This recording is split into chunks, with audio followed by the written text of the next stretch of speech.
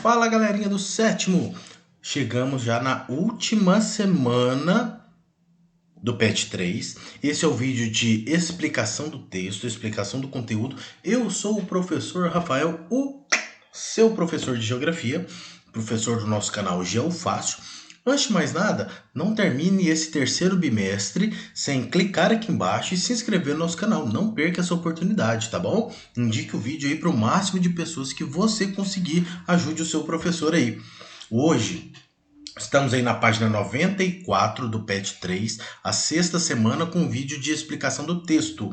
E vamos falar aí sobre gráficos, tá?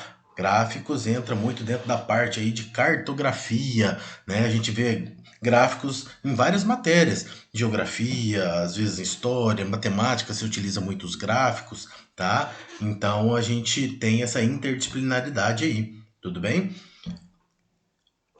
Os principais tipos de gráficos. Existem vários tipos de gráficos. Os principais tipos de gráficos são os de coluna, barra e setores, que a gente conhece aquele redondinho gráfico de pizza, né? Pois são utilizados para mostrar como o todo se divide em partes e para apresentar proporções. Então, o objetivo do gráfico é facilitar visualmente o que a gente está querendo ver. Então, o gráfico é como se fosse um mapa, tá? O objetivo do gráfico é facilitar o nosso entendimento. Se fosse escrever informação por informação, tudo ali embaixo ali, a quantidade de coisas escritas seriam muito grande e talvez nem desse para a gente entender direitinho o que estava querendo dizer. Mas com o gráfico facilita muito. Olha, gráfico de colunas é composto por duas linhas ou mais eixos em um sentido vertical e outro horizontal. Então, esse gráfico de colunas que está dando exemplo aqui, nós temos algumas linhas aqui que ficam na horizontal e os predinhos estão na vertical.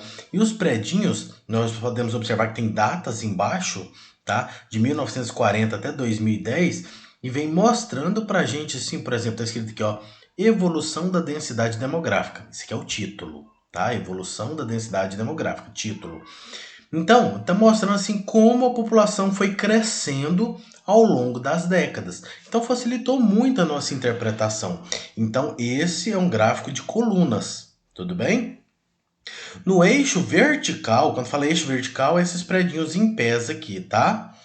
No eixo vertical, indicamos uma escala graduada de 0 até o valor máximo que queremos representar. E no eixo horizontal, constituímos colunas onde a altura de cada um informa o valor máximo pesquisado no item. Tá? As colunas devem sempre possuir a mesma largura e distância entre elas. Deve ser constante. Então tem que ter um padrão aqui para ficar uma coisa assim legal, mais organizada, né? Ó, gráfico de barras.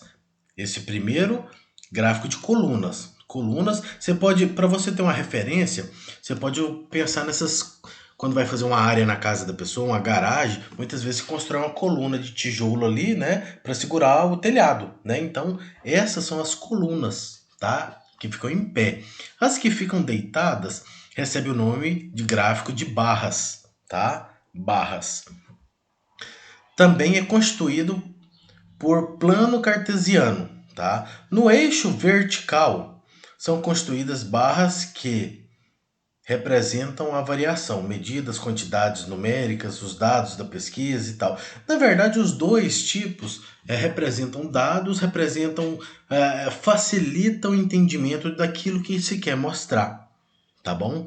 Os dois têm mais ou menos a mesma função, só são feitos de jeitos diferentes.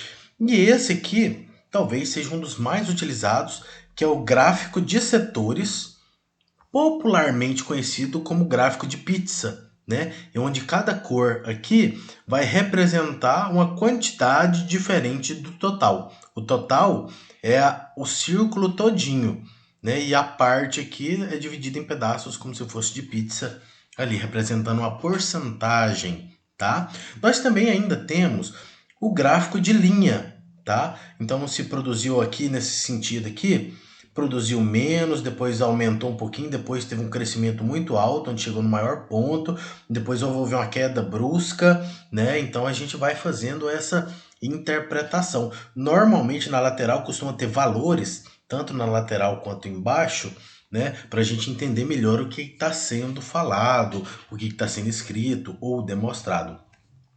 Quando for analisar um gráfico, procure observar os seguintes pontos. Você tem que imaginar, eu sempre gosto de ensinar como se faz a leitura de um mapa.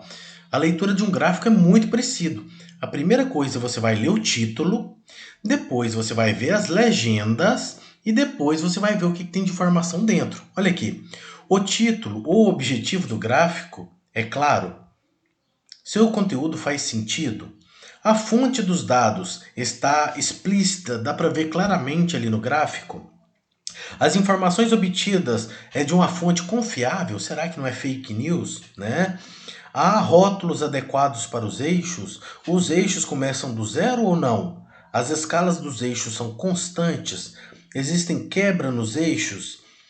Existem elementos gráficos desnecessários? Então, o gráfico ele tem que ser o mais simples possível, com um padrão a ser seguido, as distâncias, os tamanhos, cores, né, numerações, justamente para facilitar. Então, qualquer informação desnecessária, teoricamente, deveria ser retirada, tá?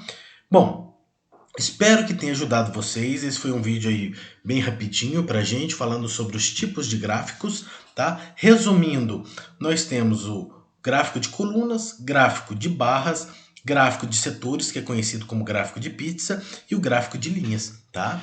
Então, valeu, galera. Se inscreve aí, hein?